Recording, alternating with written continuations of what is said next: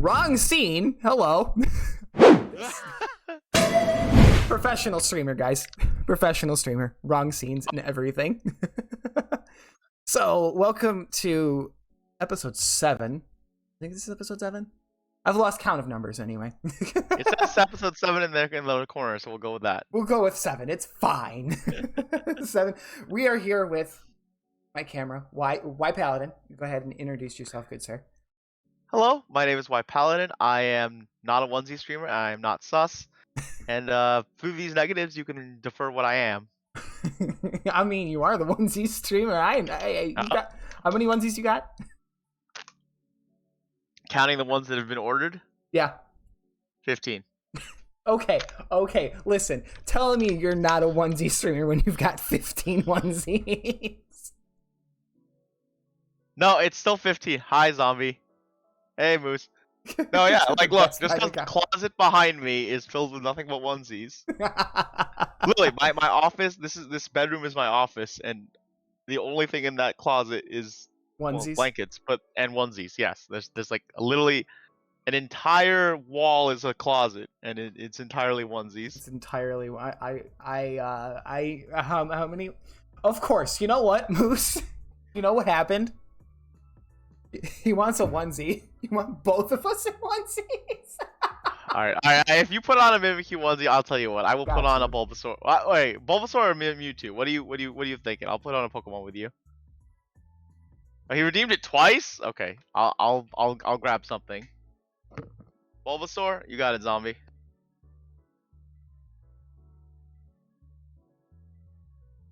Okay, Marie redeemed it too. Hey, y'all, Jesus. Calm down. Ew.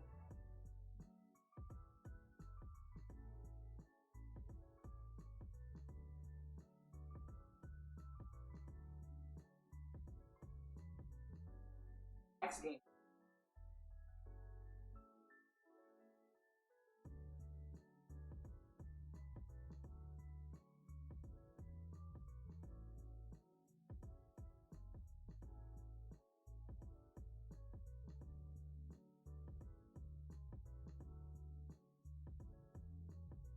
Almost.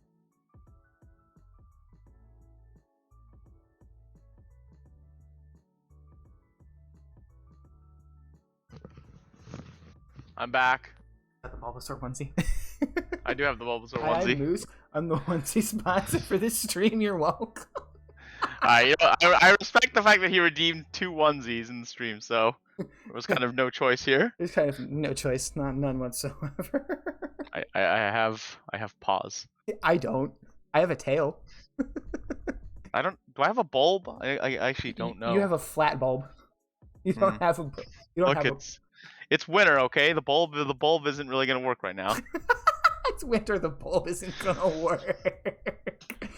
So, oh my god, I can't believe I'm in a onesie today. Wasn't expecting this. So let's talk about streaming. Obviously, you are a. Hello? Did I lose you? Hello? Nope, no, I'm here. You're frozen on my screen. It froze for like the chat froze for a sec, but I should be back. Yeah, he gone. Rip. He froze again. What is happening? Hold on. That's the face you froze on. Oh god. I see it. It says it's okay. It says my connection's okay. Right? What's if happening Pally here? is in a onesie, the only makes sense the stream would end up in onesies at the same point. That isn't. Okay, hold on. That isn't even the worst. Okay, it might be my connection, honestly. Yeah. All right, no, it looks like we're okay. Looks like we're good. One was so creepy, I had to disconnect him. Yeah, she literally yeeted me out of a call because I was scaring her apparently. So let's talk about streaming for a hot second. Yeah. You're obviously how long have you been streaming for? I will have been streaming for. In a couple days, it'll be 11 months. 11 months? Oh, damn. Okay, I got you. Yeah. I got you. 11 months. And you normally stream kind of like I see you normally stream Dark Souls. Yeah, I would like I didn't intend to start doing Dark Souls, but it is like one of my favorite games, so I Mhm. kind of just kept playing them. Yeah, yeah. So how good are you at Dark Souls? Because I'm I'm but a baby, and I hate it. yeah, I would say I'm like I'm not like a challenge streamer. Like I'm doing my first challenge ever Hmm. like soon, but like I know the game's pretty much backwards and forwards, Hmm. and I can do like it's a like I guess to describe it as like a Kai once did like commented like I was talking to them while fighting one of the hardest bosses in the game, and like I went on a full like talk about something while I was killing the guy, Hmm. and I won, and she's like, did you just kill him while you were talking? I'm like, yeah. That's just Like what I happens. like yeah, I was like I was mentally like because that's one of those games I don't need to think very much. I just have to like react Yeah. and like respond, and so like my brain can focus on the chat and be like, yeah, like what's going on with you guys, and like Yeah. if I have to turn away for a sec, it's fine, you know. I mean, you've got better reaction skills than I do. It's really for those games. It's more about like I know how quickly I can react to things. Hmm. So like I would say like when I was playing one, which is what you started with, like Yeah. that's where I've had to focus the most because it's the slowest game. Hmm.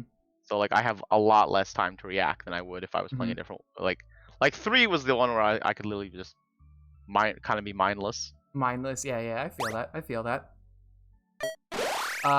Creature, thank you for the host. Appreciate it. Um,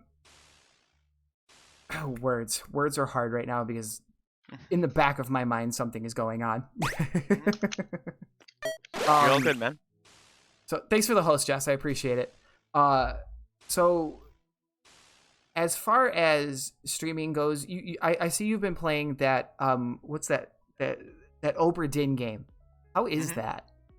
It's a really fun game. I'm a big fan of indie games, Mm-hmm. like ones that kind of do like really interesting things. Like like I'm saying as like I'll enjoy a shooter. Like I enjoy blowing stuff up, killing zombies as much as the next person. But I also kind of like to see what, as a gamer, like what games can do. Mm-hmm. What someone can do with the medium. So this one is about like it's like a detective novel, and like you're putting things together, and Mm-hmm. yeah, it's like it's all about like putting the pieces together. And Then, okay, a game suggestion I have for you. You've seen me play The Beast Inside, right? I have intentionally avoided like watching it too closely because That's a good. It's you froze again. did I? Yeah. Now I you need have to like start doing like poses intentionally as I'm moving. Yeah, it's just like. That's all good. No, but because I was interested in that game, I was just like, this game looks really, really cool. Maybe I should give it a try. Maybe I should play it. It's a really good game. It's one of those games that, again, like you definitely have to be a certain, like I would say like if you're interested in like a game that's very different Mm-hmm. and like kind of testing your brain out, Mm-hmm. because you have to put a lot of things together. Again, if you like mystery novels, essentially, because you have to put a lot of pieces together. Right. Like the other day, like I had to I put something together purely based on like Mm-hmm. the guy said he called the guy like a Dane. So I'm like, okay, like he's a Dane, so he's Danish. How many people are Danish on the ship? Uh-huh. And he also said, you killed my brother. I'm like, okay, that means that your brother's on the ship. Yeah. Like, so how many brothers are on the ship? How many people with a similar last name and Mhm. similar like country of origin? Right. So like it was like, but like the game doesn't prompt any of that. You have to manually like put that piece together yourself. You have to think about it. You have to think about it and put it together yourself. Yeah. I like Which is like games if you like like, yeah, if you like doing that, then this is the game for you. I liked The Beast Inside just for, I mean, I hope you don't mind because there's like one of the first puzzles of the game was decoding. Oh. So you had to you have to like decode and figure out like letters in a puzzle and stuff. Oh. And it's just it was so good. And then it puts you in front of an Enigma machine. Oh. And I was like, bro, this is great. I love this. Oh man, like an actual World War II. Okay. Yeah, it's Okay. it was fantastic. Like I love games that have puzzles that tickle the brain. Yeah, me too. I'm a big fan of like doing that. And again, just like games that can kind of do different things. Mm-hmm. I don't know if you've ever played What Remains of Edith Finch. That was another really good Ooh, game. I played that off stream because that game made me feel some kind of way. It does make you and it's the other thing too. Like with games as a medium, like they can make you feel ways. Then like, what's a game that got you? What's a game that you've played that made you cry? Because I can tell you one game that made me cry, and it's the Telltale series, The Walking Dead.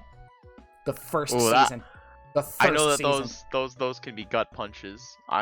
The ending to the first season punched me so hard I cried for like 2 days. Because I was just like, I hate it. I hate it. Why would you do this to me? And I cried. I brought my mom in at the end of the game, and I'm like, she's like, I want to know what happens at the end. And I'm like, here's the ending. I'm sitting in a corner crying. She's sitting in the middle of my bedroom crying. My dad walks by and says, are you guys okay? He comes in, watches. He starts crying. I'm like, oh, we're all crying. They don't know the characters as well as I do, but we were all crying. It was still a moment that punched you in the gut, like really bad. Oh. I'm trying to think of. I know What Remains of Edith Finch did things to me. Trying to cry. Cry is hard. I don't use like I'll get emotional, but like full on crying is rare. Then let's go with emotional. Then everybody. Yeah. I mean, there's certain games that have made me like burst into tears. Yeah. No. Yeah. I like the end of Little Nightmares 2. Like definitely like broke me. Like I just kind of stared. That's one of those times I remember staring at the screen and just going, what, huh? what? I know that feeling because when Hermit made it to the end of that, he was like, but why? But for why? And that made me like every time someone starts that game now, I have to watch them because I have to see the end. I have to know what happens. That's the one thing that certain games do to a lot of people is like you play it and oh my god, like you have to see somebody else play it. You have to see somebody play it all the way through, completely all the way through. I do recommend playing The Beast Inside all the way through because there are 4 separate endings, completely separate. And the ending I got messed with my head. Ooh. Okay. Messed with my head a little bit because I was confused at the end. I was like, but wait a minute. Why? Why is this happening? Why is this a thing right now? Why do I have feelings? You put me in the middle of a puzzle game and then you give me feels at the end? I hate you. Oh, another one. I was looking through my library. The Suicide of Rachel Foster. I was not prepared for that game. Did you play it on stream or was it? I played it on stream. Oh, hold on. I need to look that up. What's it called? It's The Suicide of Rachel Foster. It's I went into it thinking it would be another Edith Finch because it was like, if you like this, you like this. Completely different in terms of tone and such. But that was a gut punch of a game. I'm already looking at it and I'm feeling some kind of way. It was another one where I remember again, like, it didn't make me cry, but it definitely like I still think about that game occasionally, which is like a good one. Like, you know, you like I'll just think about that game, like the things I learned during that game, like what happened in the story will come back to me, and I'll just stop for a moment, reflect, and go, God, holy crap, and then like shit. you'll keep moving, but like you'll have that brief moment where you just be like, God, that happened. I like games that do that. Yeah. It's games that do that, like invoke a response, a certain kind of like response or a certain kind of memory, or like, man, that was really fucking cool. Or it was like, ouch, you hurt my feelings. Yeah, exactly. It's like, oh, like, damn, you hurt my feelings. I hate you. There have been a lot of games that I've played in like the past 20-ish years. Like, last week, me and Hermit were talking about Mass Effect 3 and the ending, and how we both put so much time into it that the ending was complete bullshit, and we were angry. And even the patched ending to that game didn't really help. Because we still had the same choices. We still had destroy, save, or merge. Mm-hmm. And the one thing that irritated the absolute bejesus out of me, like, I want to strangle them for it. It's like when they did Mass Effect Andromeda, the next installment in the series, they didn't reference anything. Really? They did not reference shit from the previous series. Wow. Okay. They're just like, oh, I heard that one was not well received, so I got it, played it, returned it. Really? Because day one the game came out, it was so busted and broken that that's why it got, bad reviews and it wasn't received well. And then they fixed it. But then the story made it worse. Oh. The story made it worse. I played probably 2 or 3 hours of it, and I was just like, I hate this. I hate it so much. Like they didn't even nod to Commander Shepard. They didn't even nod to the home galaxy. They just didn't like. They just skipped over all. Wow. They're just like it doesn't matter. Doesn't matter. Like, no, don't even talk about that. Oh. I was pissed. I was mad, dude. First you give me a shit ending, and then you give me a shit game. You've ruined it. That's how I felt about the end to How I Met Your Mother. I watched that show, and I watched the end, and I was not angry about exactly what happened. I was honestly mad from a narrative standpoint. I was like, you wasted 2 seasons where we didn't need the rest of this. We didn't need this. I'm okay with a tragic ending and stuff like that. I just don't want it to feel like it has to make sense for the character. Right. Which is I think that's what you're saying about. Yeah. For what was going on to have that be the ending. Yeah. For what was going on in Mass Effect, for the ending it had, it was just I didn't like it. I hated it. It was one of those endings where Mannequin, thank you for contributing to Bidoof, our Lord and Savior. Appreciate it. So wow, that's 75% complete already. I'm terrified because that's gonna be an interesting. Don't worry, buddy. There you go. You guys are gonna hate what I'm gonna play for that. You guys are gonna hate it so much. So there's a ROM hack of Pokemon Fire Red out there. That I'll DM you and show you what you're in for, because it's it's fucking hilarious. It's beautiful. It is a masterpiece. Unless it's as good as what time I saw Avon playing. He had a modded Pokemon Emerald that was who changed all the Pokemon anime girls, which led to a whole series of jokes because you're capturing them. It's a whole series of jokes. Oh no, all of the Pokemon we're gonna see Bidoof a lot. Let's just say that. I just assume it'll be nothing but Bidoof. It's gonna be nothing but Bidoof. It'll be Bidoof all the time. Hi, Firebug. Hey, Firebug. So then, your kind of genre of game is story based, I would assume, or is it more? No, I mean I wouldn't say that because I consider myself a gamer in terms of I will play, I play Call of Duty. I downloaded Halo Infinite. I'm probably gonna try to play some of that multiplayer at some point. I enjoy those games just as much as I enjoy a good story game. I like to say I'm a gamer too, but I like story-based games. I like games that have story to them. And Yeah. that's like, I mean, it's not that I definitely enjoy a good story. Mhm. Like, you know, I love when I can get pulled into the story of a game. Mhm. Um, you know, like it can definitely hurt a game if like the story isn't good.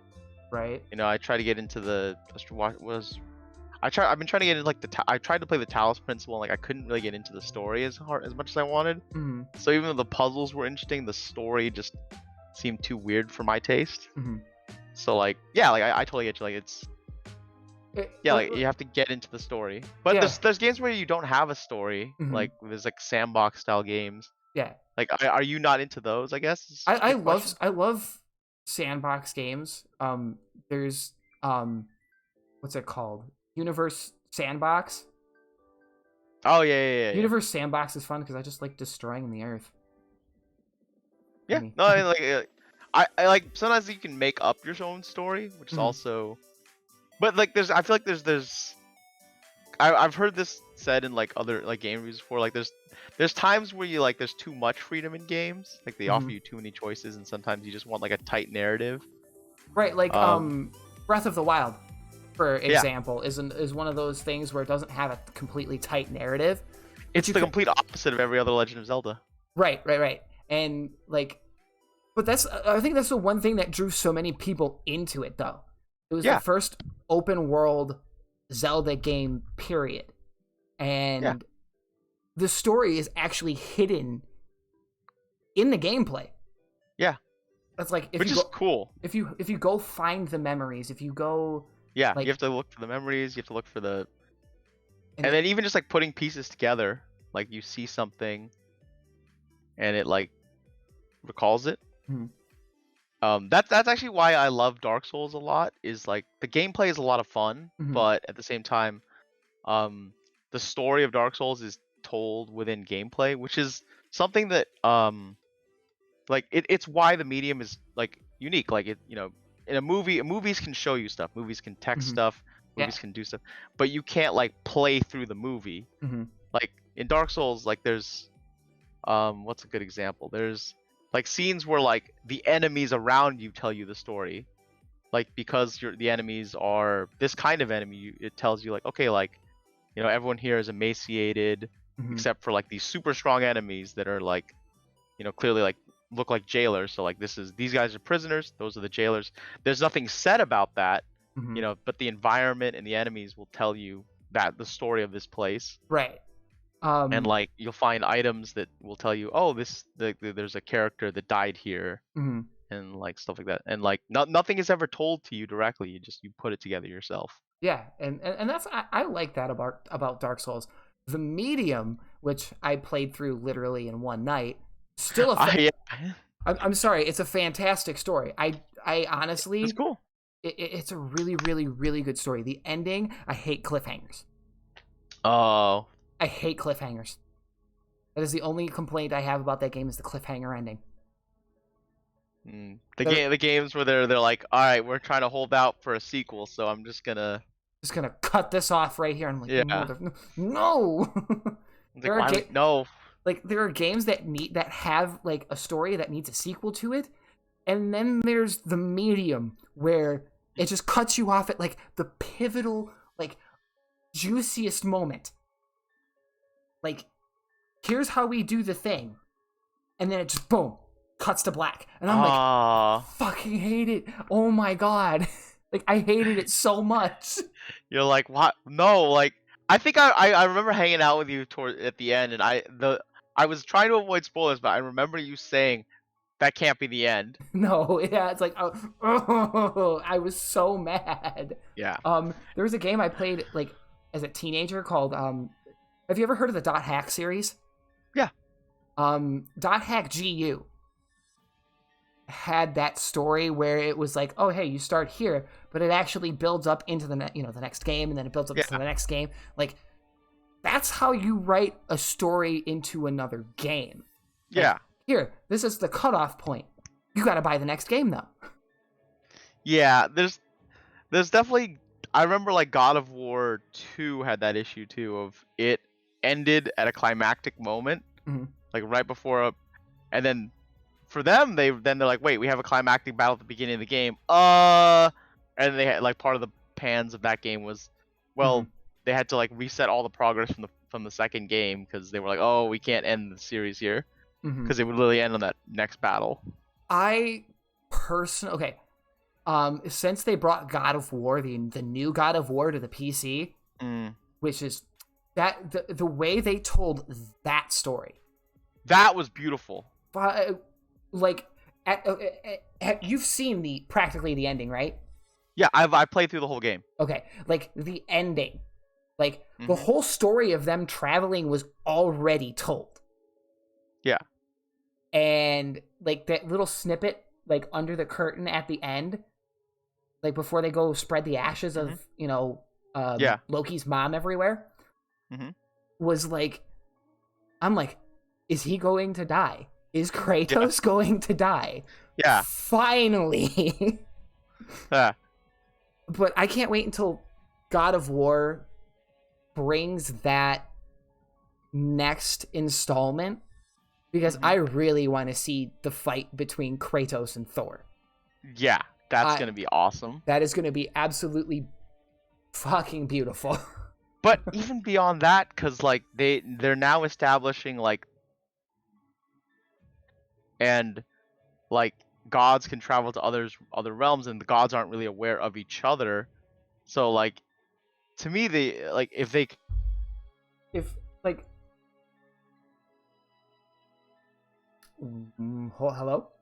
Hello? What were you saying? I was just saying, like, because the fact that Kratos, is the god of war, and like, Zeus, Ares, all those other people Greek gods exist. Dead. Well, no, but they existed, and then now, like, they moved to the Norse realm, and those Norse gods exist, and they have their own, essentially, world. Like, how did Kratos get to a world that was ostensibly created by the Norse gods when he came from a realm that was clearly created by the Greek gods? Like, how does... See, that's what I want them to explain, because at the end of God of War 3, at the end of that, there was a blood trail leading into essentially nothing. Yeah. I want to know how he survived from where Greece is to like the Norse region. How did you get there? Yeah, how did you get there? But like, because example, like clearly, like the Titans couldn't have overlapped with like the world serpent. Like the world serpent's a goddamn massive thing, which that was one of the coolest things I've seen in game in a while. Is like that thing just like look at you like this. It's like all the way up here. Oh god, it was so cool. The one thing I liked about I watched somebody play this God of War for the first time. I actually watched the ending, and they were completely blown away by the ending. Like how the story was of them traveling to spread the mother's ashes was already told. I think it was my buddy Ham. My buddy Hamal Kid finished God of War recently, and he didn't put two and two together that the kid was Loki, and he literally flipped shit. He lost his mind, and he's like, "Are you fucking kidding me?" And I'm like, "Dude, I didn't want to spoil it for you, but like, I wanted to tell you so bad." Yeah, I mean, doesn't he say his name is Loki like partway through? Like, he doesn't. Throughout the entire story, he does not say that his son. No, but at one point, like he says, like your mother wanted you to be named something. That was at the end of the game, literally at the end. I guess, yeah. So it was like, it was one of those things where they didn't reveal the name until the end. You know what I'm saying? Had a hint because, like in Norse mythology, if you know, like the person who kills Balder is Loki, and like so, like when Balder died, I was like, wait, that's exactly how he would have died to Loki. And you're like, wait a minute. And it just like it's stuck in the back of my head as one of those like, okay, that was weird. And for me, I was like, I know Norse mythology like the back of my hand. That kid has to be Loki. Yeah, like I mean, yeah, if you know anything about the mythology, you'll know like Balder dies because of Loki. Mm-hmm. and like that makes it very interesting.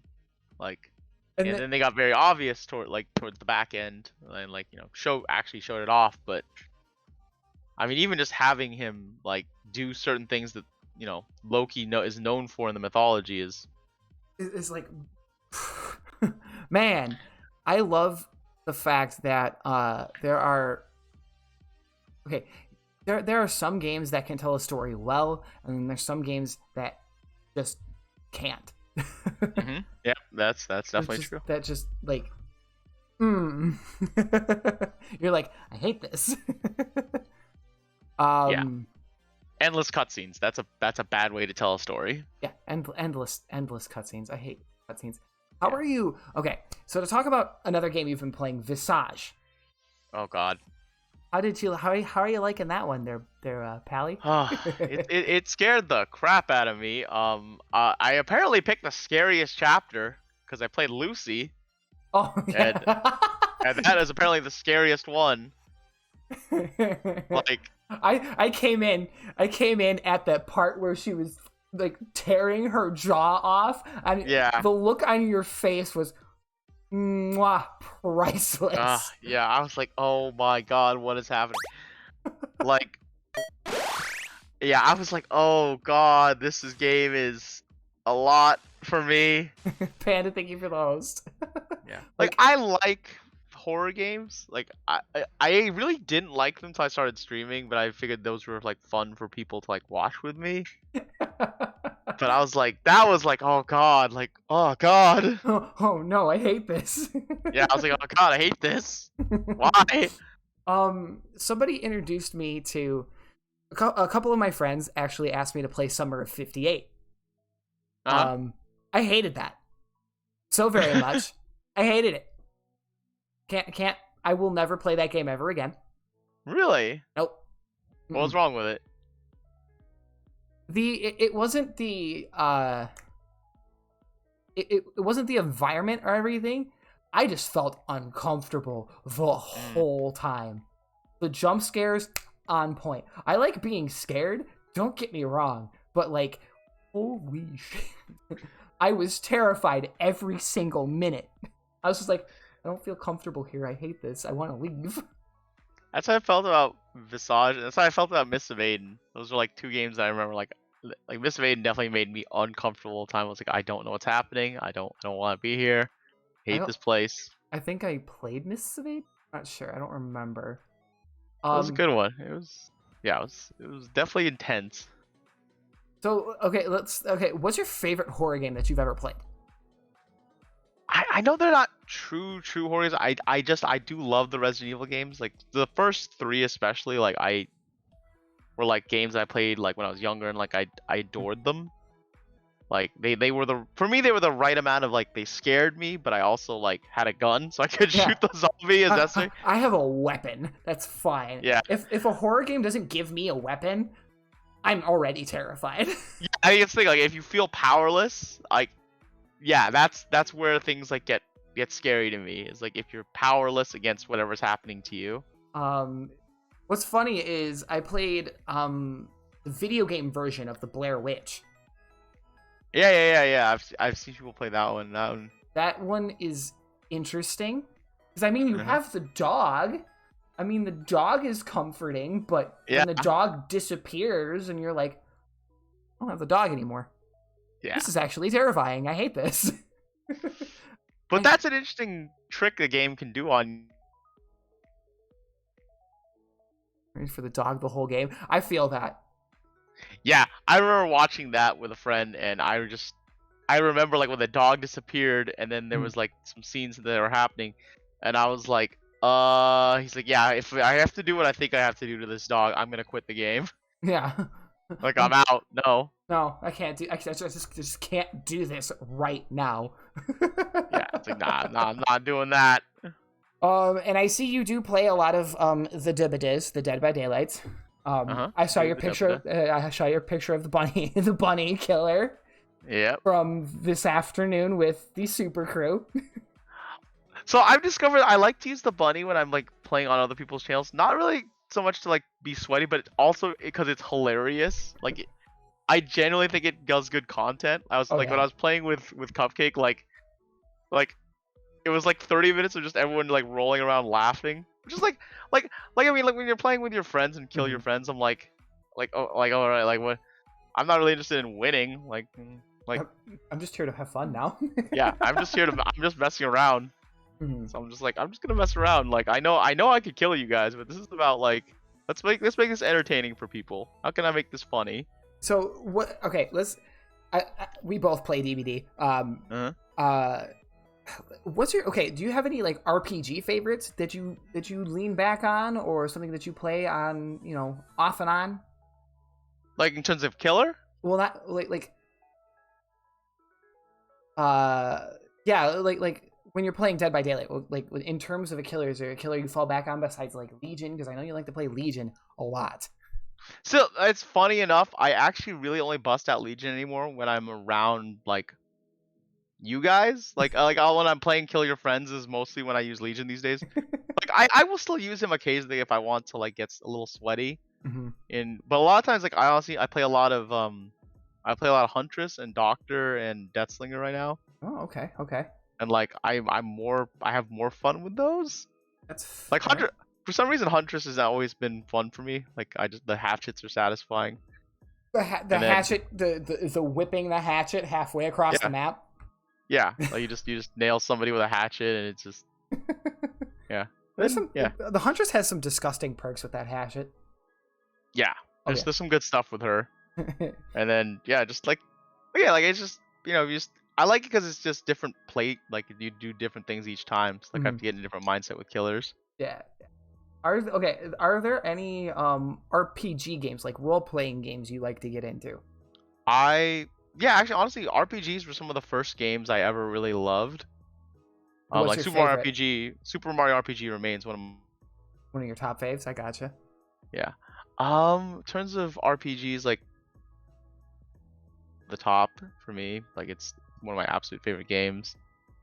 Trying to think of other like really good. Super Mario. I remember Super Mario RPG when I was a kid. Because do you remember? It was the last collaboration between Square and Nintendo before Yeah. Nintendo basically dumped them, Yeah. and then They went out. they Square the terrible they made a terrible mistake and allowed Square to team up with Sony, and Yeah. And like that lo and that behold, guess what happened? like. But I would say like I love RPGs. Like there's like because we talk about like story game, like those are some of the best story games. Mhm. Like Kingdom Hearts is another good one. And then there's but there's also like underrated gems I find in that genre too. Oh yeah, there's a lot of underrated RPG games. Have you ever heard of Ni no Kuni: Wrath of the White Witch? Hmm. That's a good series. That's That's a real good series. I've finished that game off stream 3 times, both games, Nice. because I like the Studio Ghibli vibe it gives off. Yeah, I know it's like playing a studio. Yeah, it's like playing a Studio Ghibli movie. Yeah. I one of the ones I thought was interesting was this game called What's the game called? War, and the main Mhm. hold on, is it Records of War? I might be confusing it with Mhm. with a game with this. I got Generations of War. I'm Mm. confusing it with a manga, but Mhm. like the key to that game is that you play through 5 generations of the same family. Okay. So like Ooh, your hero changes every like time you basically complete a chapter. really? Okay. Yeah, and then like it's definitely very Japanese and anime style because like you pick Mm-hmm. that births your next kid and your Uh-huh. next kid and your next kid, and Oh, like okay. but the result of that is it's a bit Pokemon like where your main character like Uh-huh. but not just stats like appearance. Like Right. if you choose like as your wife like an angel, then like towards the end you get wings and you get a flying one. Oh, So your hero nice. can fly. And then like the characters like you know it also makes it so there's a lot of characters you get to use in your RPG party, like because Okay. there's some characters that will go stay with you throughout the story, but it's 5 generations. So like at certain points, then Mhm. you have to get new characters, or in some cases like characters get old, so you may start with like a kid in like one generation, and by the end of it you've got like an old man that you've basically watched like grow up, Yeah. and like have the character change from like the youngster to like the seasoned veteran who like the party relies on. That's really really interesting. It's super anime-ish, and like it's definitely not a perfect game, but the concept, it's one of those games where like that main selling concept of like multiple generations of hero like drew me in, Mm-hmm. and like that was enough for me. Like the story is good, it's not great, but again, like sometimes all the game needs is like a good mechanic, and Yeah. it'll probably be enough. I like when games have a like if the story's not great, he's buffering a lot. Yeah, he is buffering a lot. I wonder if I can fix the buffering. I don't know how I'm gonna do that. Hold on. Let me see if I can just close that and this and see if that helps. Cool. Probably my connection. I don't know. Let's see. Let's think. So with there are RPG games that I just fell in love with. Star Wars: Knights of the Old Republic. It's coming to the Nintendo. Oh my, yes. It's coming to the Switch. In remastered form, right? As far as I know, yes.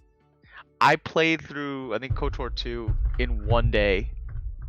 I got it on Christmas Eve, and I played it till probably December 26th without sleeping.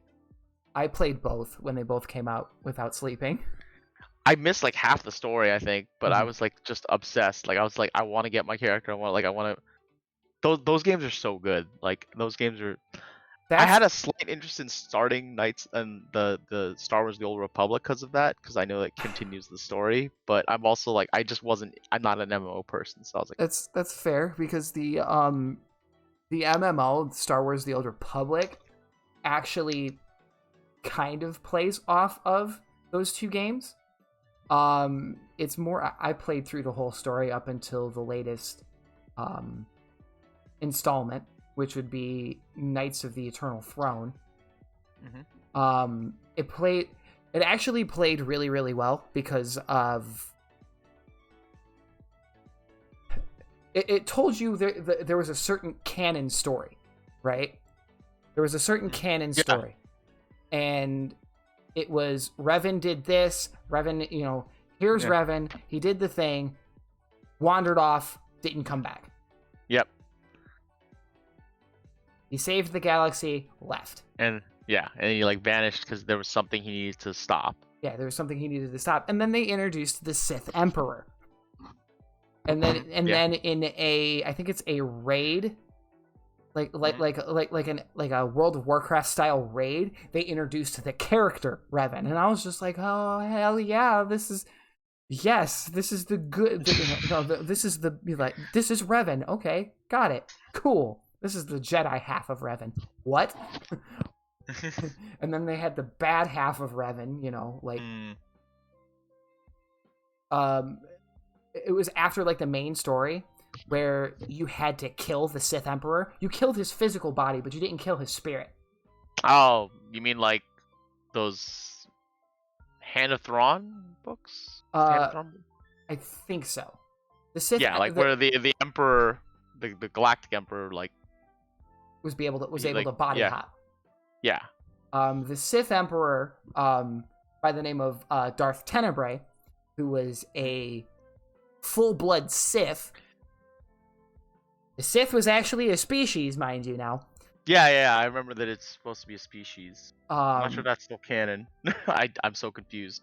Better if it's not canon. I'll destroy Disney. I love you, Disney. Don't hurt me. I give you my money every couple of years. Please don't hurt me. Yeah. But the way they explained the whole story between the Sith Emperor and the rest of his species, and how he's lived so long is he sacrificed all of the top Sith masters and was able to survive. Once the physical body he had would start to decay, he would find another one and possess it. And just continue to live. Which was what was funny is in Knights of the Fallen Empire. It's either Knights of the Fallen Empire. It was another like expansion to the game. They introduced the Sith Emperor again in a different body. They just keep like, he's not dead. He's not dead. He's not dead. Roswell, thank you for contributing to Bidu for our Lord and Savior. Appreciate it. I'm gonna keep every time I see that I go, such a beautiful sentence. Such a beautiful sentence. God. They introduced him in a different body, but the Sith Emperor actually had children, and his children were obnoxiously fucking powerful. Man, they're gonna be. One of his kids actually fell to the dark side after being put through so much warfare against the Sith and the Republic. He ended up killing his brother. And then, it was such a good story. I remember that because that was one of the times I wanted to get into it because I saw the trailer for that. Like, I saw the trailer for that, like that expansion, like where he kills his brother, and I just remember thinking, like, what is happening in this MMO? Like, this looks so cool. It was such a great. The only reason I fell off of Knights of the Old Republic because of Knights of the Eternal Throne. Because you had the choice of either destroying the Eternal Fleet or taking it over. Or not destroying it.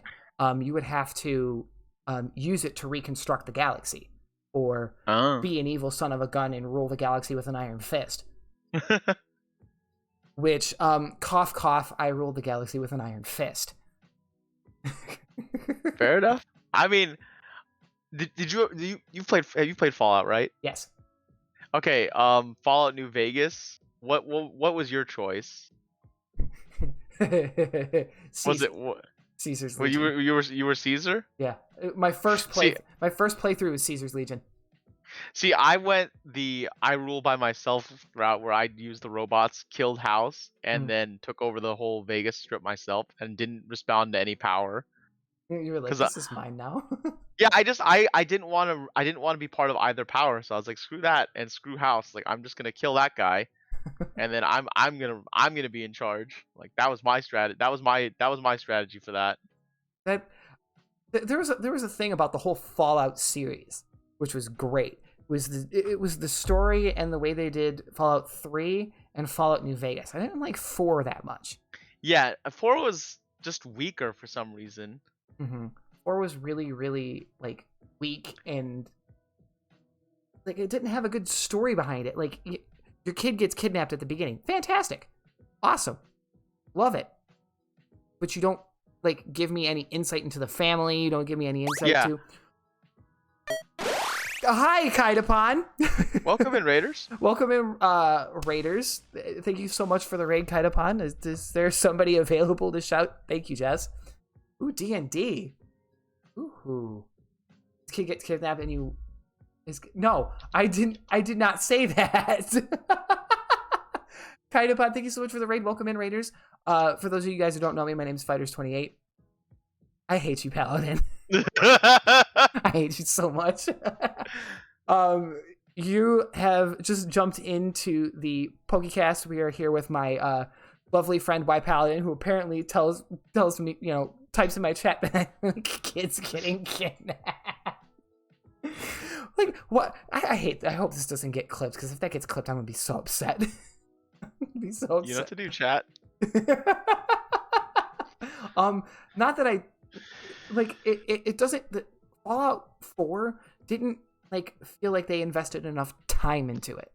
No, they really, because like in 3, like you spend like what, like an hour with your dad, like that's the tutorial, like you learn how to shoot from your dad. Like you live underground with your dad. You literally are born. Like you're born in 3. Like you literally go through the process of being born. Yeah. Whereas and then in New Vegas, like yeah, you get shot in the head. Like that's an easy one for someone. Like because I was like I got shot in the head. I'm gonna go kill that guy now. Like I was 100% on team. Like I'm killing this dude. I'm killing Like this guy. I barely remember. I know he tried to reason with me. I just shot him straight in the head. I was like, I think I got his gun. Yeah. I remember I specifically used his gun to kill him because I was like, no, I'm you shot me in the head. Like this, there ain't no reasoning with this. Oh, right. I feel that. What game actually kind of hurt me with a decision? There was you're really trying to do the Yoshi abuse. You're trying to figure out what that command is, aren't you? Not the command I created. Yes. The command you created. There's other people in here who can do it, like literally. Got it. There it goes. I had to literally remember in my head what I called it.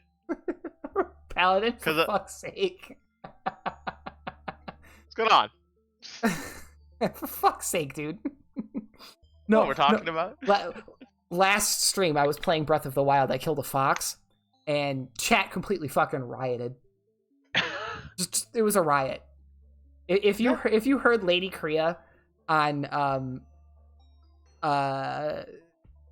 Mythical's stream last night, oh my god, she was like, you fox killer, but she was just going at me, and I'm like, dude, I'm not even streaming, and you're in my, you're in this man's stream calling me a fox murderer.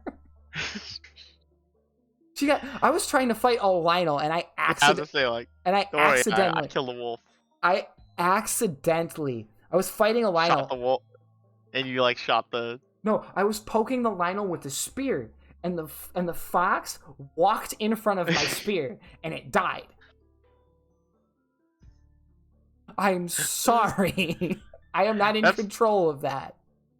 That's like in Minecraft when like a bat swings and like jumps right in front of you and you like shoot and you're like, why were you in my way? Exactly. What are you doing? Yeah. So with are there any games that you're looking forward to getting within the next year?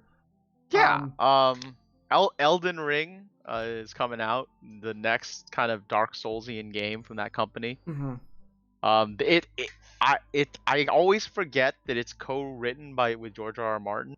Is it really? Which, yeah, they actually got George R.R. Martin to collaborate on this, so like he created like the story and the setup for it. Okay. So like it added some very interesting Western elements. Like part of the reason like Dark Souls is so disjointed is the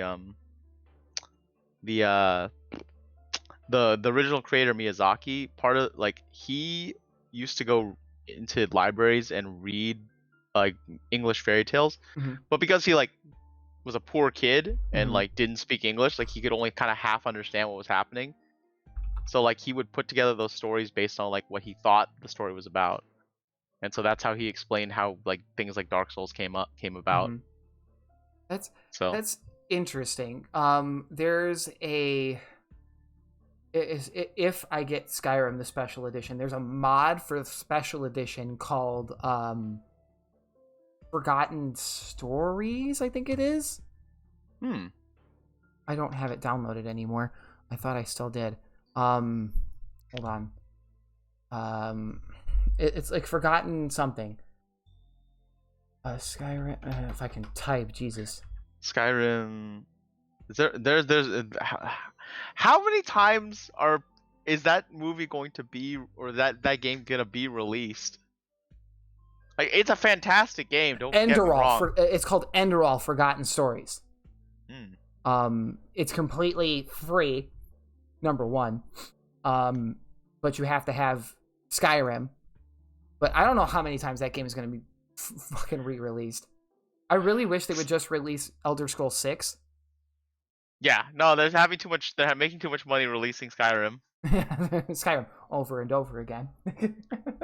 So, did you ever play Oblivion, like the game before Skyrim? I've played the Elder Scrolls series since Daggerfall.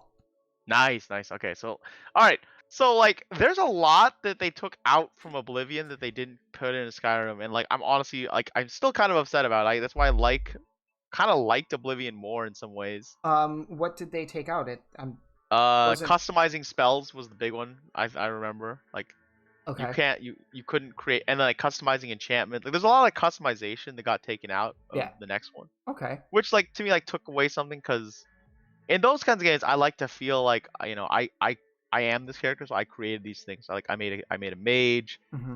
like this. So like I had an enchanted sword that like I had special enchantments. I had special spells that were my signature. Mm-hmm. You know, I Which don't I know about you, can. but do you remember the riot spell? Like the friend. Like I had a special riot spell that like if like when I was doing the assassin quest, I remember one time I was annoyed. I was like, I don't know how to do this stealthily, so I just rioted the room, and he just died because there was like 20 NPCs killing each other, and he was eventually killed. Because like I needed to not be involved in the kill, so I was like, well, I'll just have everyone else kill him. Oh, Like right. and then just like dropped that and like walked out, and he died to the mob. um, I remember. God, it's been so long since I've played Oblivion.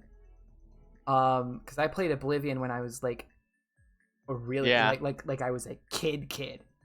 I played Daggerfall. That was like one besides Super Mario RPG. Daggerfall was the first RPG game I was introduced to. Yeah, because Daggerfall's. Oof. Daggerfall is really old. Yeah, 1996. Yeah. 96. That's the first I heard of the Elder Scrolls series, and I was like, damn, I love this. And then Elder Scrolls 2 came out, which I think wasn't Dagger. It was Daggerfall. Daggerfall was Elder Scrolls. 3 is Morrowind. 3 is Morrowind. I can't remember what the second one was. Daggerfall's the second one. Daggerfall's the second one. So you might have played the earlier one. I'm trying to remember. Arena. Yes, I played that one, and then I was introduced to this game cover. That's some 90s shit right there. Are you talking about Daggerfall or the Arena? The Arena. Like I see D&D. Yeah. Slightly actually very hypersexualized. That's definitely 90s. A lot of stuff. I'm like that's definitely nice. Like, but those like 90s like RPGs, like, because they were so limited on like graphics and like what they could do. Like because I played like the Might and Magic series, it was kind of Might same way. and Magic was great. And right, and like I felt like there was a ton in those games. Mm-hmm. Because all they could really do was have like that crappy pixel art, and that like I think they used like that Mortal Kombat style like facial capture to like put someone's face in the game. I loved that. That was beautiful. It's so good. Yeah, it was so good. I remember the 90s being so incredibly like sexual and violent, and yeah, we had fucking great childhoods. Yeah, because I thought about that, like a lot of the things that happen in the Might and Magic game. I was like, man, like there's a lot of like weird stuff they probably wouldn't have gotten away with, especially in now. these games. Especially now. Now I'm saying I wasn't born in the 90s. Man, Marie's a baby. Marie's a baby. I figured out she was a certain age. I knew she was. I know she's a certain age. I was just like, what? How? Like You're she like, said her age. I'm like, but what? Yeah, you're like, but you were born in the what now? You were born in the huh? I'm still an adult, you bitches. You're a baby adult, Marie. You're a baby adult. You're fine. You're fine. Now, so the one of the more recent games that I've played. Ooh, here's a good topic. Let's anime. Okay. Since you and I on and off talk about anime, what's your favorite anime that you're kind of into like right now? Ooh, let's see. The main one I'm really I mostly read manga these days because it's just honestly too hard for me to like keep up with like weekly anime series.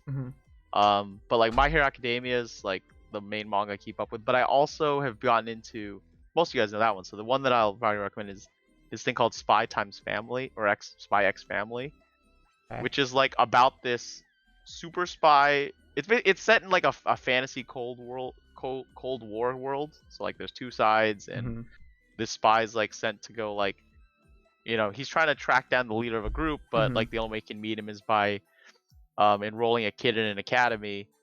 So like meeting him through like the scholar program or whatever. Like the story doesn't really matter. What matters is like he finds a fake wife in like this person that he thinks is like a normal desk lady is actually just a super assassin, and like neither of them knows who each other is.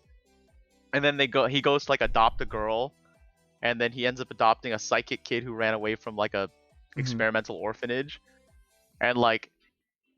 And you're like, oh man, it's gonna be some kind of crazy action spy. It's a super wholesome story about 3 really kind of messed up people like making a family. Oh my. It's literally like half the chapters are little like the last chapter, like so the chapters before were like this epic battle where the mom was like fighting off assassins protecting a family, and then this last chapter was our reward, which was they spend the day together as a family, like. Like the mom and like every single person reading it's like this is the best chapter. Like we didn't want the fight. Like the fighting was great, but like give us family time. Like they adopt a dog. Oh my god, that's adorable. They adopt a dog that's like Ein's like super intelligent, and it's named Bond. Oh, they even named it Bond. Oh my god. So it's so good. It's super wholesome. It's like one of those like the yeah, like all these like the wife's brother is like a KGB person, and like he's supposed to be hunting the husband. Okay. But the only reason he's hunting he's suspicious of the husband. He's like, this is my sister. You're not good enough for her. Oh, okay. Like, he has no idea he's a spy. He's just like, you're just not good enough for her. Okay. He doesn't know that his sister is like an assassin either. So he thinks she's like, sister, don't like get it. Oh, it's too dangerous. And she's like murdering people like left and right. That's actually, you're gonna have to send me that because I'm gonna. It's a really good series. Like it's one of the ones that like has still given me hope. Oh, another one you that's coming out with an anime that you probably will like once it comes out is called Chainsaw Man. I think you were talking about this. It's super messed up. I think... like I'm not sure how shonen like how they allowed it in like a weekly kids comic. Oh, that's like kids comic. Well, not a kids, it's like a young adult one. But like, there's a scene in like the first chapter where the main character eats his own vomit because he's literally like beaten up and forced to do it. Oh my god, that's disgusting. But I love it. Yeah, I love it. And then he gets motivated to like do things. So this girl's like, I'll let you touch my boobs, and she's like, on it. Like, I'll fight these demons for you. Because you're one of the people I've talked about. Like you know like the anime like Devil Man, or like those really like messed up manga. I know a lot of messed up mangas, but like I know like Devilman Crybaby or any of those. Devilman sounds familiar. Crybaby not so much. It basically like there's some gut punches.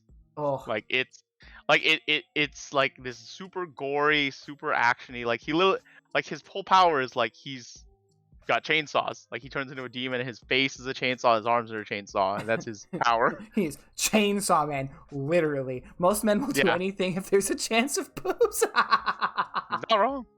You're not wrong, Jess. You're not wrong. I mean, but like, and this dude's like really like he's clearly had a messed up life for him to like do what he does in the first chapter. So like it shows him like being realistic about it. Like he's not good at socially. He like is super awkward. Like not like there's some interesting.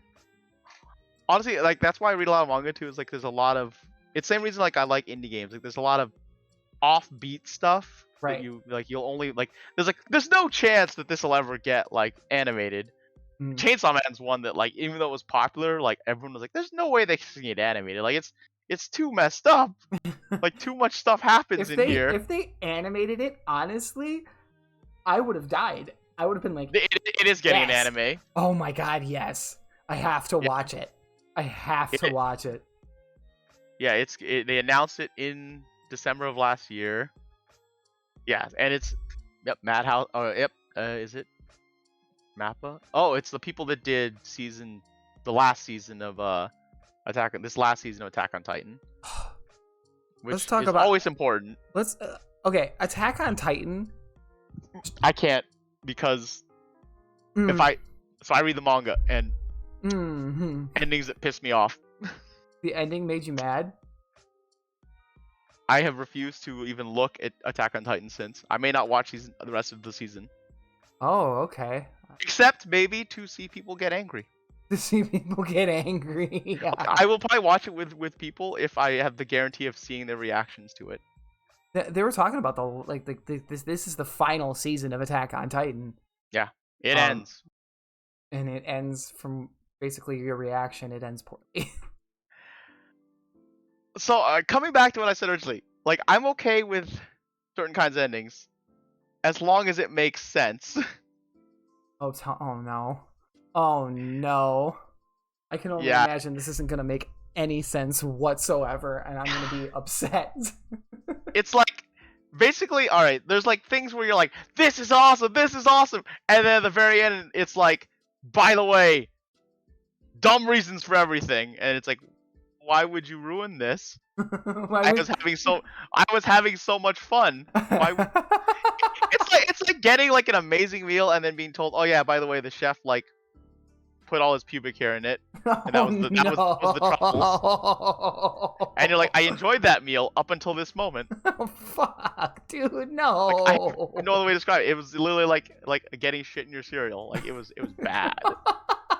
like going like it was one of the things where like I went on Reddit to see the flames of the subreddit. You know, like just the people on the subreddit up in arms and going, what is no, like this cannot be, like literally people like were like saying no, like the anime is gonna fix it, or like he hid the real ending for the anime. He hid the real ending for the anime. Usually when the manga ends, that's how the anime ends. Yeah, so like it's like I don't think this is real. Well, I think what pisses me off is like there are certain you know how like oh crap, I'm forgetting his name. Alan Rickman like knew the ending of Severus Snape's story before anyone else. So like the same like the voice actor for Aaron was told the ending, and he said that he liked it. I'm wondering how he didn't ever say he liked it. He actually said it made him cry. So now I'm wondering, did it make him cry for other reasons? Did it make him cry out of joy or out of sadness? Yeah. because sadness and joy are completely two different emotions. Yeah. Yeah. And yeah, it's look, I will say that there's some awesome stuff that I cannot wait to see it animated. I will probably like, if nothing else, I will probably watch the animated of Attack on Titan.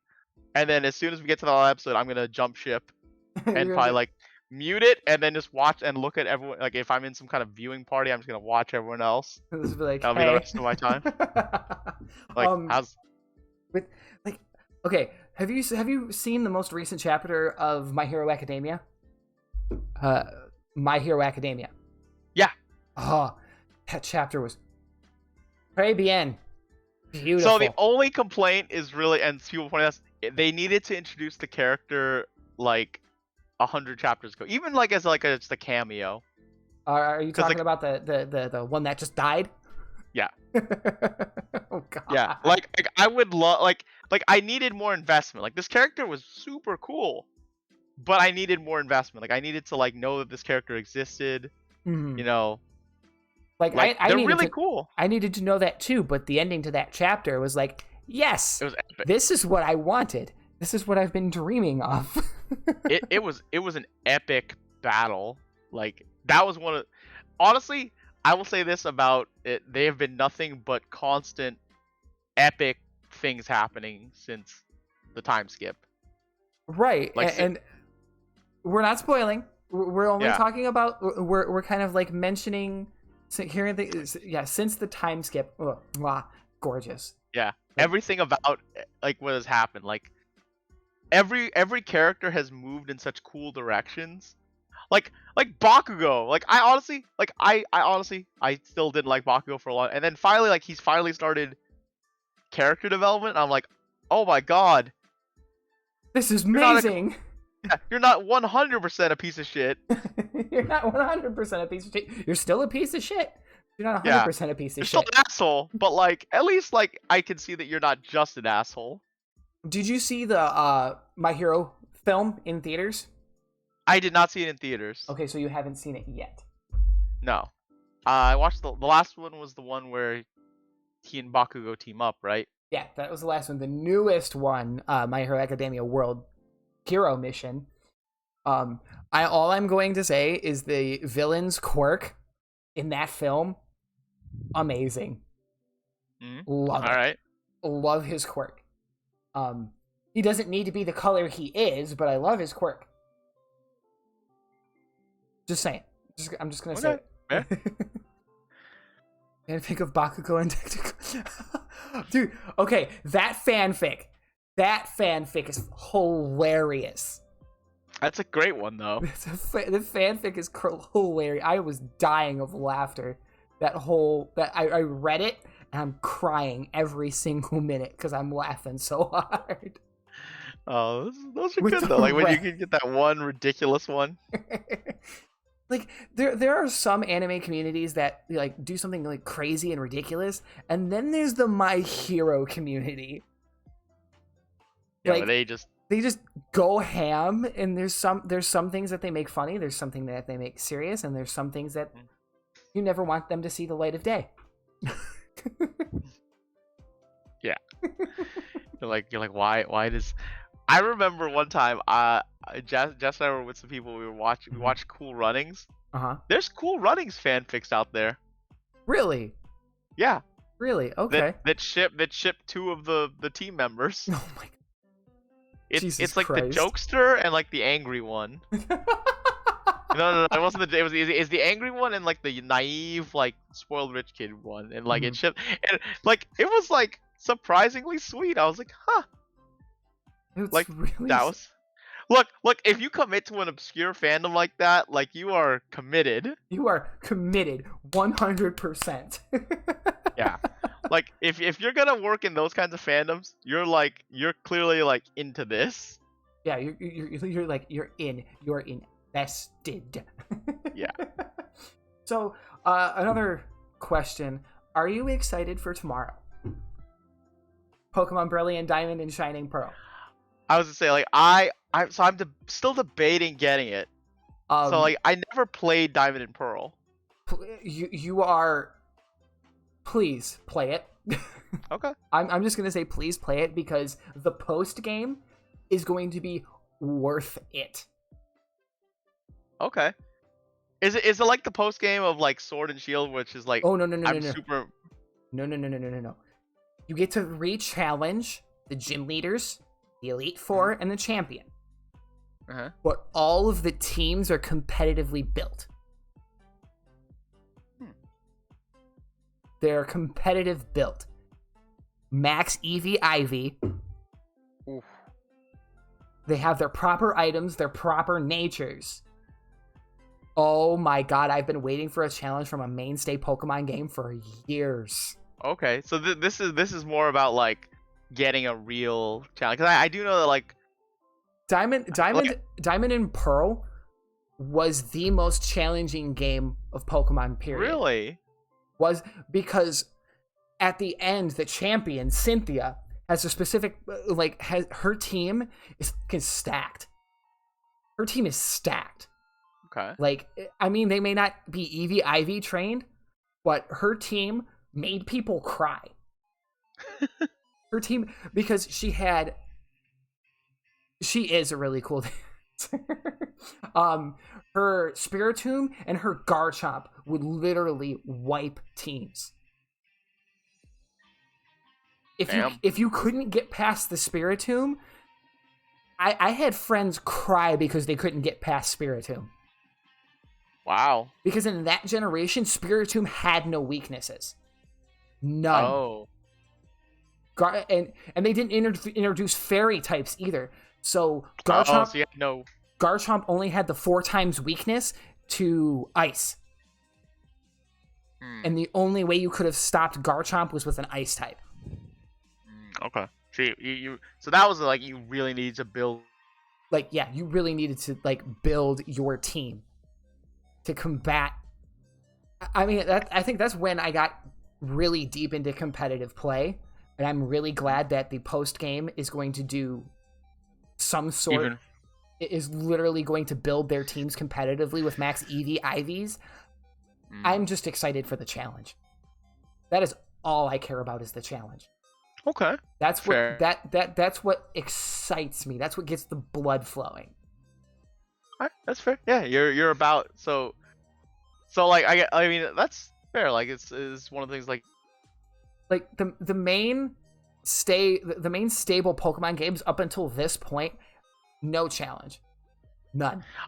That was one of my best friends is he's like hyper into Pokemon. Like he has a completed Pokedex in every single Pokemon game. Me too. And like I remember he was like he's like you. And so that was his complaint too to me about Sword and Shield. He's like, this was too easy. Like it was way too easy. He like just talked for a couple times. He's like, this is too easy for me. Like he beat it and he did it, but he's for the bored. Like people who've been playing Pokemon for 20 plus years, we haven't had a challenge in so long. But from a mainstay game, it just like we felt robbed. And then that's when people started making ROM hacks, to make the games harder, put a challenge in it. One of my friends, Aerodactyl Armor, actually started playing Pokemon Neo Y, which is a ROM hack of Pokemon Y that's tougher.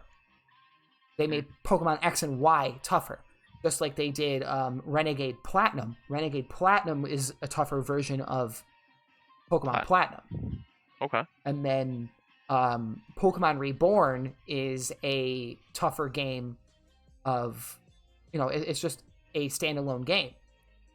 And then there's Pokemon Radical Red, which introduces the Johto. It puts the Kanto region and the Johto region smack dab into one. Except it introduces Dynamaxing. It introduces Max Caves, and it's essentially tougher. Like most main staple Pokemon games were not a challenge. You'd have to actually play another person to have a challenge in a Pokemon game, which the competitive scene is great.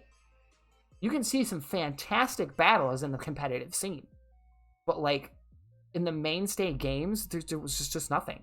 It just didn't exist. I feel like you need to join Kuro and Avon's battle with each other. I literally watched them spend like a month of like nothing but building their teams against each other. I would have to extensively do the research on them to see what teams they play.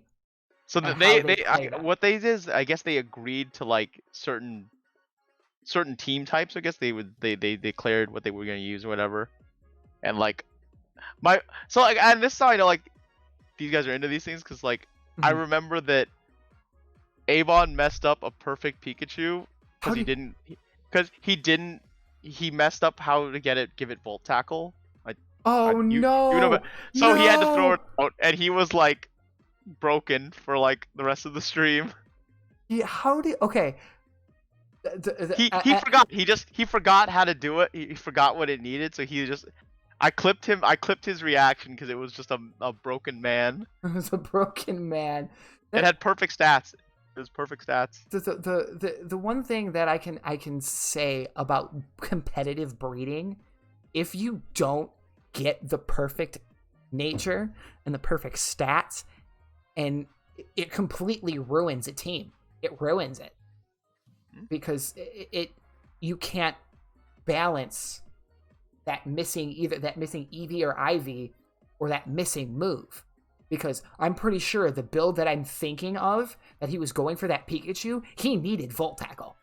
He did. He needed Volt Tackle. He needed Volt Tackle because Volt Tackle is one of Pikachu's best moves. Yeah, no, that's what he was saying. Like he's like Volt Tackle is the move he needed like to complete this to like make it capable of being part of the team. And it's like to see somebody get broken by that, I would have cried for him. I would have been like, I'm sorry, Abon. I'm so sorry. Yeah, it was bad. Yeah, but yeah, it was just watching these guys like, spend whole streams just doing nothing but grinding out their Pokemon in specific ways. I was like, this is really interesting to watch. If you ever watch, the last competitive thing that I ever watched was I think like 2015 or 2016. which the person who won, thank God they got their championship title revoked, because there's a difference between playing the game and playing a battle and then just completely stalling. Oh. So one of the competitors, Raku, thank you so much for the 4-month resub. Appreciate it. There's one thing that if you're going to battle with somebody, don't stall. Play it. If you lose, you lose. Because you can make a comeback. Because Pokemon hits, crits, everything is completely unpredictable. The person who quote unquote won stalled out the entire game. Really? The person, he would stall for time. Like, he would be waiting to make a move until the last second, make his move. Because in the competitive scene, you have timers. You're timed. The entire battle is timed based on how many, if you don't wipe the entire, your opponent's entire team. Yeah. It's based on who has how many Pokemon left. This person stalled out for time, so the other person didn't even have a chance to move or do anything, which wasn't really fair. It wasn't fair at all. Which is why I stopped watching the competitive scene, which is why I stopped paying attention. I just started recently paying attention to the competitive scene again, because it's the 10th go around, or it's the new season, and they're going back to older rules. They're going back to the 8th, 9th season rules. And it's just the 8th, 9th season rules for competitive Pokemon play were probably some of the best rules that they had, because they introduced Dynamaxing in. Because the 9th season, you weren't allowed to Dynamax. Oh, okay. Because Dynamaxing brought in this... It's a new element. It was a new element, and it was completely unpredictable. And it kind of skewed stats of Pokemon, because you could basically one-shot Pokemon with a Dynamax move. Yeah, and then it was like you basically had to tank out those hits. Yeah, you had to tank out those hits. The one thing that I like about this 10th season is they're bringing back Season 8 rules, because Season 8 rules allowed you to Dynamax. Okay. And the Dynamax, you can only Dynamax one Pokemon anyway. Yeah. And when you Dynamax that one Pokemon, it has to be a specific choice. Like in the Season 8 rules, they specified, hey, you have, before the battle, you pick which Pokemon you're Dynamaxing. Have to tell us. Yeah, that way the person can plan ahead and be like, okay, if he's gonna Dynamax this, I have to tank this many hits from... Because Dynamaxing lasts 3 turns. Yeah. And so you have to be able to withstand that. You have to be able to withstand that hit 3 turns in a row.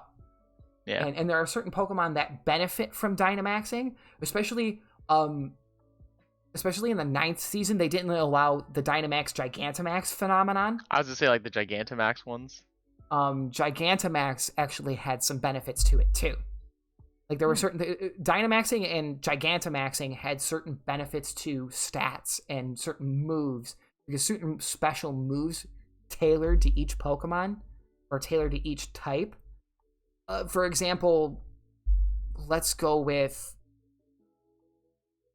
Centiskorch. Yep, Centiskorch. Centiskorch has a move called G-Max.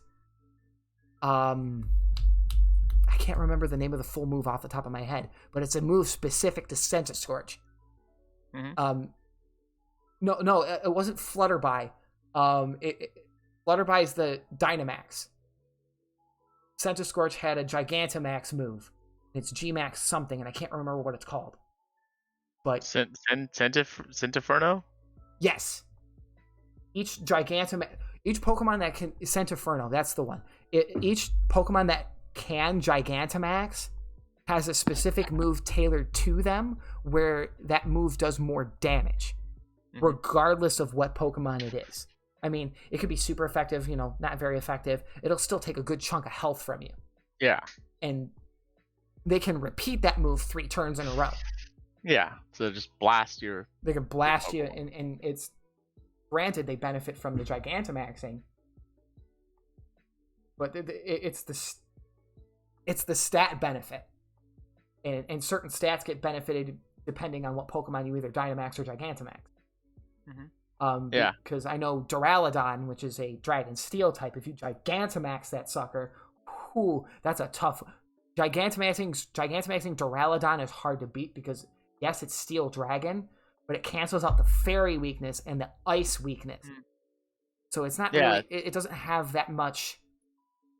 Yeah, nothing's gonna overly damage it. Yeah, and then, I have a thing that I need to actually download. There's Gigantamax Pikachu and Gigantamax Eevee. Gigantamax Eevee, is one of those Pokemon that has its own specific move, which raises its defense. I think it's either physical defense or special defense. And it's the whole Dynamax Gigantamax phenomenon. I like it, but it doesn't really bring too much to the table as of competitive play. I mean, it raises stats here and there on certain Pokemon, but like it doesn't bring that much to the table, at least in my eyes. It brings some kind of advantage, but if your Pokemon are Eevee IV trained properly, you don't need the Dynamax phenomenon. You don't need it. Okay. Sorry, Pokemon tangent. No, you're good. No, you're good. Like I'm genuinely interested in listening to this because like I like listening to people talk about these like competitive scenes. Like not because I'm right. I like the knowing like I still like will learn things about like competitive metas for a lot of things. Like there's a competitive meta for like Dark Souls dueling. There's the competitive tiers for Pokemon. Like you have, I think, 3 or 4 tiers. You have the underused tier, you have the overused tier, and then I think there's 2 tiers in between both of those. But the OU and the underused, you can actually tell which Pokemon are overused because it changes every season. Which Pokemon are overused and which Pokemon are underused. And it's the underused tier you have to worry about because the OU tier you can find plenty of counters for. It's the it's the underused tiers you have to watch out for. Because you can find diamonds in the rough in there, and they can wipe teams.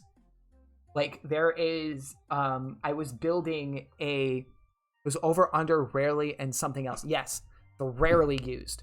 There's over, under, rarely used, and then there's one more tier.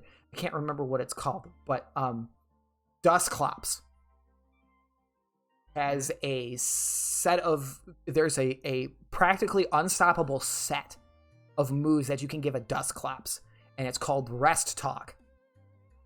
Never used. There's you teach it Rest and Sleep Talk, and then Toxic or something else. I can't remember the moveset. It's a specific moveset. So what you'll do is rest. If you take damage, rest. Yeah. And then you use Sleep Talk. Either pull off a Toxic or another move, because Sleep Talk doesn't allow you to pick moves. It'll tell you, you use Sleep Talk, and then it'll tell you, you've used this move. Yeah, but you just make sure the other moves you have are useful, like that. I think it's Toxic and Toxic Spikes. Okay. This particular build for Dusclops is monstrous because of Dusclops' special. Like I think it's a special attack stat. Okay. If you throw out Toxic or Toxic Spikes, it poisons the entire team. Regardless, I mean, you can have a Steel type Pokemon to counter the Toxic Spikes, but that you won't know that Dusclops is coming until it actually uses the move. So if you don't have a Steel type Pokemon, you're screwed. If you don't have a Poison type Pokemon, you're screwed. Something that can withstand the poison. Something that can withstand the poison.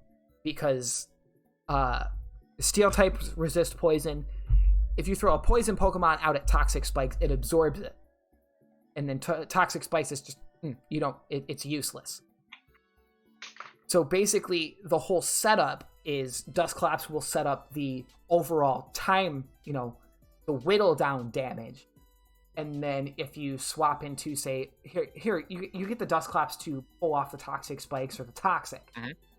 You can swap into a Pokemon, let's say like Toxicroak or Crobat, which is faster than Dusclops, and use Venoshock. Venoshock will do Salandit except for Salandit or Slazzle. Yes. You can use Venoshock, which will do double the damage over the poison stat. So there's like a lot of. See, again, that's fascinating because there's like so many like, it's like the Pokemon's one thing, but then you pick the move set and then pick the combo of moves and then how that stacks in your team. You have to balance your team really well. When you're playing Pokemon competitively, you don't want to center your team around one Pokemon, because those kind of teams don't really succeed all that well. Yeah, because you're like, if someone has to plan a strategy against this specific thing. Yeah, there's always a hole somewhere. Always. 100% That's a interesting hole. because there's like that's interesting because there's always like these in like a lot of competitive metas and a lot of different things. There's usually like the core strategy, but it sounds like in Pokemon there's like almost you don't want a core strategy. You want to have like a balance of things you can do. Yeah, it's okay to have an ace. It's definitely okay to have an ace Pokemon. It's not a problem, but you don't want to focus your entire strategy on one mon. Mm-hmm. It's good to have an ace in the hole or something like backup and fall on. 2 seasons back, Gengar was an absolute monster when Mega Evolution came out. Mega Evolution made Gengar an absolute monster because you would put people to sleep almost immediately. Hex him. Hex is a move where if a Pokemon has a status effect, it does more damage. It'll do it'll do double the damage. It's like an advanced Dream Eater. Yeah.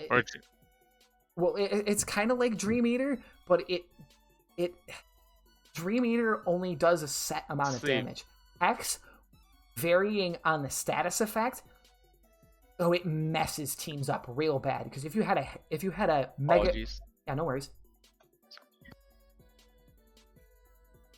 But no, Kangaskhan 2. Kangaskhan 2 was another, oh my god, awful, like, team destroyer. It was a team destroyer. Like, you had no chance. Absolutely no chance.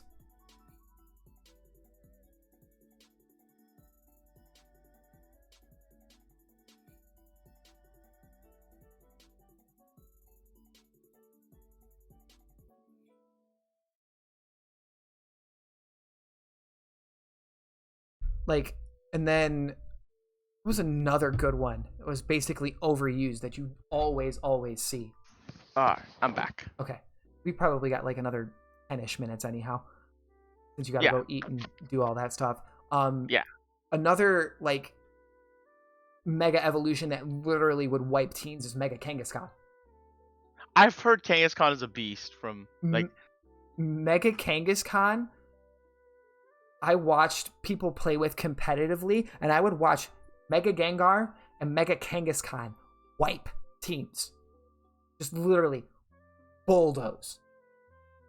If you saw a Gengar on somebody's opposing team, I would see people quit. They'd be like, nope, that's I can't take that. And then there was people who could beat Gengar and beat Kangaskhan, but they wouldn't have the mons after it.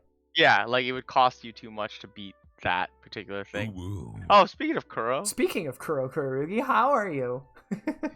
We're talking about the competitive meta. Kuro, you were the instigator of this conversation because I was talking about seeing you and Avon like plan for each other. Oh my! Like the one thing I do love about the competitive scene is how creative some people get. A lot of people get really creative with their teams. Like, I've seen underused... I found my notes for that battle. Ooh.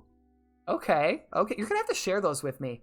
Because with Diamond and Pearl coming out tomorrow, or exactly at midnight, because I'm going to play it I'm going to stream the shit out of it.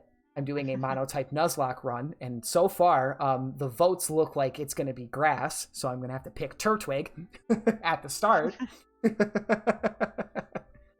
One thing that I do really, really, really like about... Never used or really, really like, but I don't use in battle. Okay. Well, I still want to check that out, because there's like the different tiers, like the never used, the rarely used, the underused, and then the OUs. The OU tier, the overused Pokemon, you can immediately find counters for. Immediately. Yeah, it's just someone's figured out how to stop that. Somebody's figured out how to stop it and either used an underused team, or they've used, or like a rarely used. They're like, oh, here, this is how you beat this setup. Like, there are people who are so creative in the Pokemon battling community. Like, there was one team that had a Dunsparce. Dunsparce is another underrated gem in the competitive scene. Dunsparce is a monster. Dunsparce and... God, what's another one? Fuck. I just remember this guy using a Dunsparce, and he destroyed this dude. Shuckle. Shuckle is another competitive monster. He seems like he would be. Shuckle has the has two moves. It's guard split or guards. There's a way to set up Shuckle to be an absolute monster. If you do Shell Smash, which will lower its defense in for its, like, I think it's attack strength, or if you do Trick Room and then Gyro Ball. Oh my god. Ooh. Shuckle is a monster. Because what Trick Room does is swaps your defense, not Trick Room, I think does it swap your the stats around? It swaps speed, I think. Swaps the speed stat, but Shuckle is a really, really slow Pokemon to begin with. And Gyro Ball, I think, is based on speed. The move itself is based on speed. The slower the Pokemon, the more damage it does. I think that's how it goes. So the more damage you do, so the slower the Pokemon is, the more damage it does. Completely, I've heard that runs a Shuckle, completely ridiculous. Yes, Shuckle is a monster in the competitive. it's if you look up move sets for Shuckle, Shuckle is a monster. If you see a Shuckle in a competitive game, you know that team's getting fucked up. You're like, that guy's got some. That guy is serious. Because I think Shuckle was in the overused tier for a hot minute, and then it got knocked to the underused. But every time you see a Shuckle, oh, it's over. That's it. Game, set, match. It is Scolipede or Lantern. Scolipede is another one. Is another one that's actually really good. Lantern, I have never seen Lantern be used. Luxray, being the physical attacker it is fantastic. You put a Luxray in there with Swords Dance and physical moves like Fire Fang, Thunder Fang, Shadow Claw or something like that. Oh my god. Luxray's good too. And then Volt Switch. Oh my god. I am so glad that in this season they've practically banned Baton Pass and Volt Switch. Like, all the moves that can switch Pokemon in and out. Because one of the competitive battles that I played a really long time ago, I was pissed off at this kid. He would use Volt Switch, Baton Pass. His entire team was based on electric types that could learn Volt Switch and Baton Pass. So he could hit me and leave. Hit me and leave. Hit me and leave. Or if one of his Pokemon was getting too weak, Baton Pass. Yeah, switch it out. Oh my god, it made me so mad. That's Oh That, my that god. sounds like some cheese. I'm glad that they limited the amount of switch out moves that you could use. Alright, speaking of switch out, I do gotta. My food is here. I Okay. apologize, my No, friend. you're fine. We're gonna raid out. You have a fantastic night, Paladin. Thank you for being here. Of course, man. Once again, Where I are we will. gonna go tonight? I'm going to leave because I gotta go talk to my parents, and then I'll be back at midnight with Pokemon Brilliant Diamond and my mono-type Nuzlocke run, which is looking like to be grass. And I'm gonna cry. I'm gonna cry because I'm gonna be stuck with Turtwig half of the game. I wanted fire because I love Chimchar. I love Chimchar. Chimney Churu. True. But you have a fantastic night, Paladin. Love your face. Of course, man. Enjoy your food Too, bud. and enjoy your stream.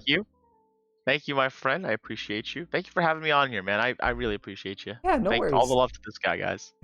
I appreciate it. Have a fantastic evening, sir. Thank you very much. All right, man. Bye. All right. So. Sorry, do I hop off the call or do I just? Yeah, go ahead, hop off call. That's fine. All right, dude. I'll talk to you later, bud. Bye, Pally. Bye. Bye. Anyway, we're gonna raid to Zombie Kitty because she's playing Halo Infinite. If you guys aren't part of the Discord yet, Discord link is right there for you. If you want to catch me on social media, I will be back at midnight with Pokemon Brilliant Diamond. Okay, I will be back at midnight with Pokemon Brilliant Diamond with my mono type Nuzlocke run. Okay, I will be back. I promise. It's going to be a great night. We're going to have we will cry. We will laugh. We will have tears of joy, tears of victory, and all that fun stuff. But right now, we're going to raid Zombie Kitty. Thank you guys for being here. Kaitapon, thank you for raiding in. Raku, thank you for the 4-month resub. Jess, Creature, Panda, thank you guys for the hosts. I will be back shortly. You guys are amazing. And as always, like they do say in a Pokemon Center, I do hope to see you all very shortly. Bye.